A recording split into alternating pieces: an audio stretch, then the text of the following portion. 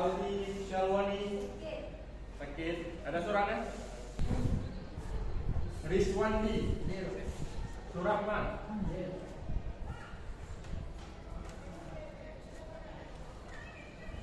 Oke, tolong dirapikan tas-tasnya yang masih ada di atas meja, jangan ada lagi di atas meja. Dirapikan tempat duduknya semuanya.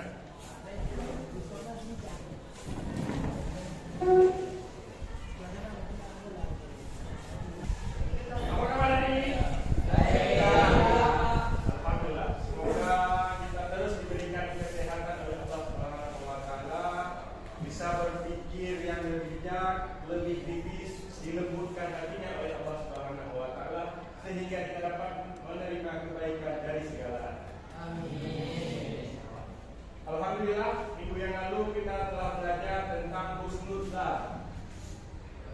Alhamdulillah, kita sudah periksa tugas-tugas kalian semua. Pembelajarannya sudah sangat bagus dan kalian sudah menguasai. Ada yang ingin bertanya tentang sholat jenazah?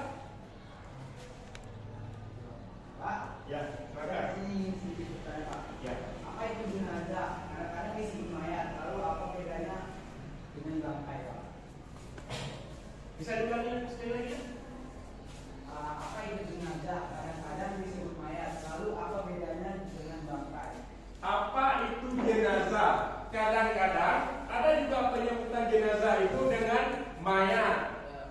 Dan apa perbedaannya dengan bangkai? Kira-kira ada yang tahu? Ya, silakan. Jenazah adalah jasad atau tubuh atau rangka manusia yang sudah meninggal atau keluar ruh dari jasadnya. Biasanya jenazah bisa disebut mayat. Dan sedangkan bangkai adalah makhluk yang mati tidak sesuai proses penyembelihan secara syariah, dan itu tidak hanya berlaku kepada binatang. Alhamdulillah, luar biasa sekali, pertanyaan yang luar biasa dan jawabannya juga luar biasa. Nah, sekarang kita sudah mengetahui sedikit banyaknya tentang jenazah. Jenazah yaitu ruh yang ada pada jasad kita, karena ada dua konsep di dalam jasad kita ini. Ada ruh, ada rawan. Ruh dan rawan. Alhamdulillah, materi kali ini kalian sudah ada sedikit bayangan. Mungkin ada pertanyaan yang lain? Oke, silakan. Bagaimana jika korban kecelakaan atau ledakan yang jasadnya tidak ada lagi? Bagaimana korban kecelakaan atau jasadnya tidak ditemukan atau tidak ada lagi atau hilang? Ada yang tahu kira-kira apa jawabannya? Ya, silakan. Jika masih ada organ atau potongan tubuh, maka dikumpulkan lalu disolatkan. Jika tidak, maka bila dapat melakukan lebih jauh. Luar biasa pertanyaan, jawaban dan pertanyaannya. Berikan pesan.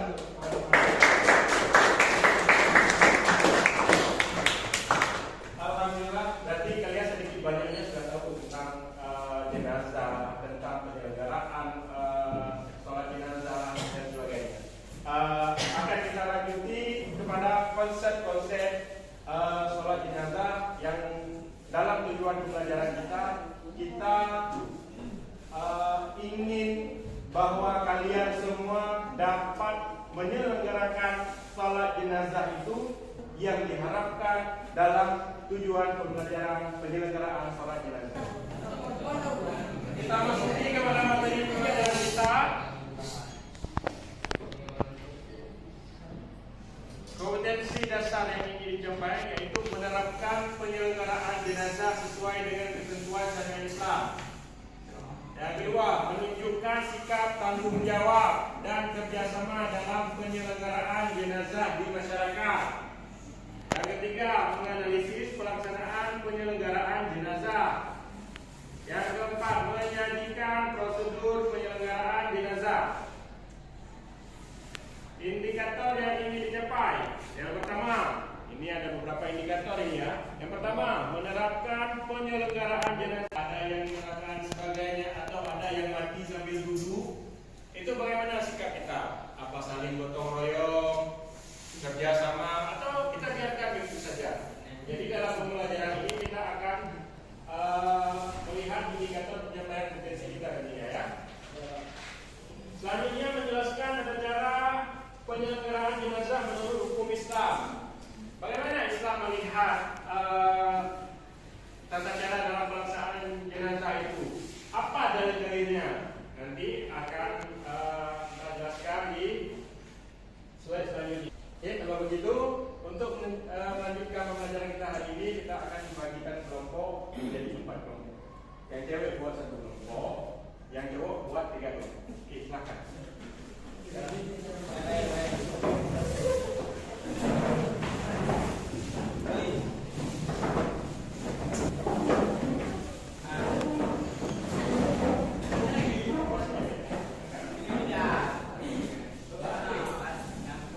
Sebelum kita belajar lebih lanjut, Bapak akan memutar beberapa video. Yang video ini nantinya akan membawa kita sampai ke proses penyelenggaraan sholat jenazah sampai dengan menguburkan. Kita akan saksikan videonya.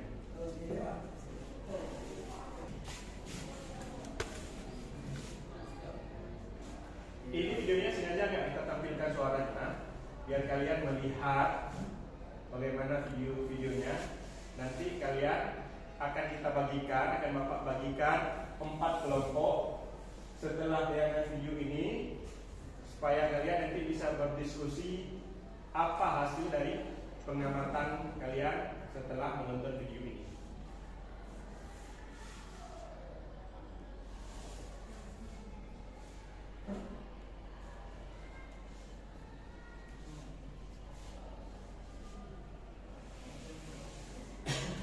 Ini video tawuran pelajar, maka kalian jangan tawuran-tawuran di luar ya. Di slide selanjutnya.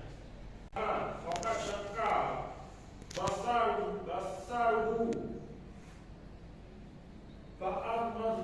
fa'amazahu thumma qala inna ruha iza kubiza tabi'uhu basar. Rasulullah SAW ketika mendatangi Abu Salamah yang telah meninggal, ketika itu kedua matanya terbuka, maka Nabi SAW pun memejamkan kedua mata Abu Salamah dan bersabda, sesungguhnya bila ruh telah dicabut, maka pandangan matanya berlindung di dia.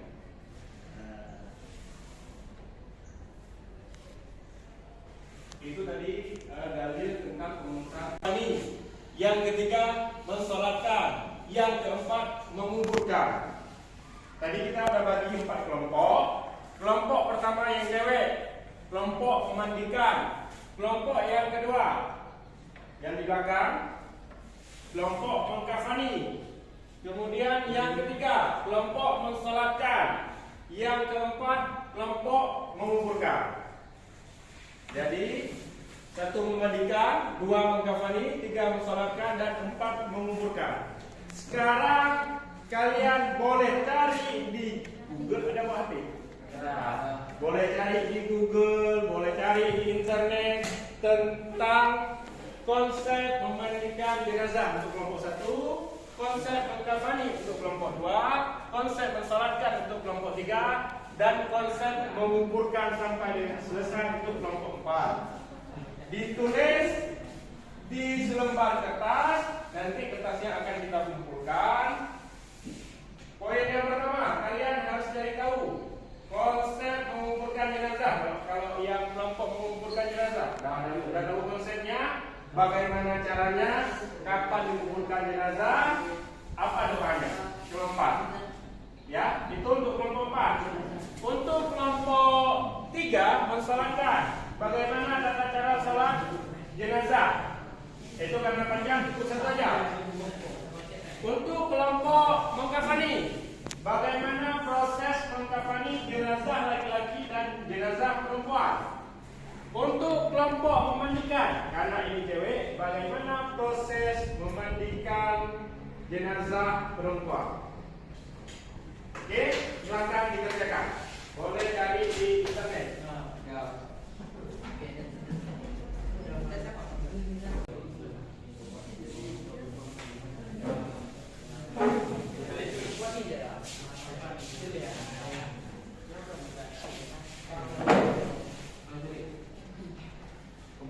Sudah dapat.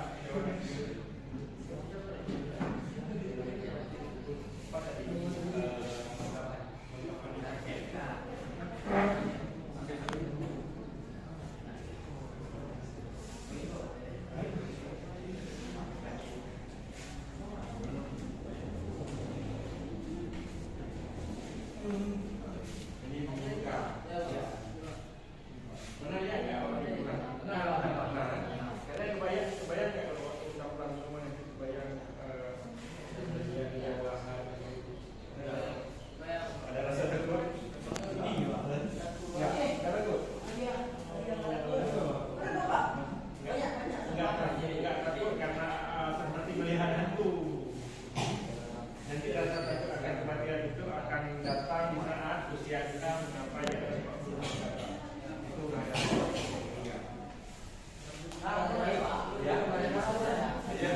Sekarang kita masih karena masih usia muda kan, jadi ada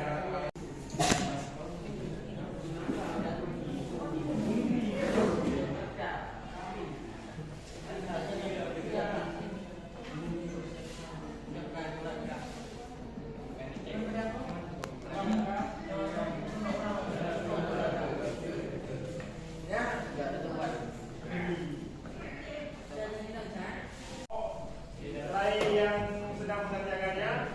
Kelompok satu kayaknya siap ya. Kita meminta kelompok satu untuk mempresentasikan hasil diskusinya. Oke, kelompok satu silakan.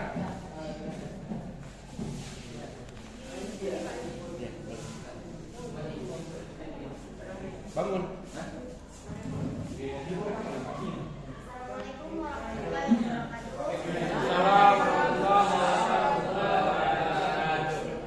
Kami dari kelompok satu ini menunjukkan hasil kerja kelompok kami. Memandikan jenazah. Syarat akan memandikan jenazah: pertama, harus muslim, berakal dan balik. Yang kedua, berniat memandikan jenazah. Yang ketiga, kepribadian jujur dan soleh. Yang keempat, terpercaya, amanah dan mengetahui hukum memandikan mayat, serta dapat mengajari jenazah, menjaga aib jenazah. Dan yang kelima, jenis kelamin sama. Jenazah lelaki dimandikan oleh lelaki, jenazah perempuan dimandikan oleh perempuan, kecuali suatu istri. Sekian dari kelompok kami. Waalaikumsalam warahmatullahi wabarakatuh. Tepuk tangan untuk kelompok satu. Oke, selanjutnya kelompok dua. Assalamualaikum warahmatullahi wabarakatuh. Kami dari kelompok 2 ingin mempresentasikan hasil kerja kami tentang tata cara mengkafani jenazah. Mengkafani jenazah adalah menutupi atau membungkus jenazah dengan sesuatu yang dapat menutupi tubuhnya, walau hanya sebelah kain dari ujung rambut sampai ujung kaki. Meskipun para fuqaha ahli fikih memilih antara batas minimal dan batas sempurna, kain kafan yang dipergunakan hendaknya berwarna putih dan diberi wangi-wangian. Bila mengkafani lebih dari ketentuan batas, maka hukumnya makruh sebab dianggap berlebihan.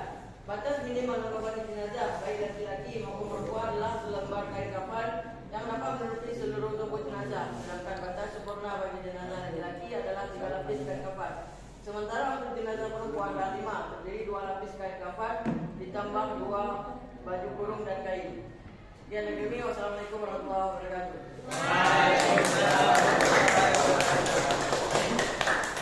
Kalian semua dapat menyelenggarakan salat jenazah itu dari proses pemandian, menggafani, mensolatkan, lalu menguburkan.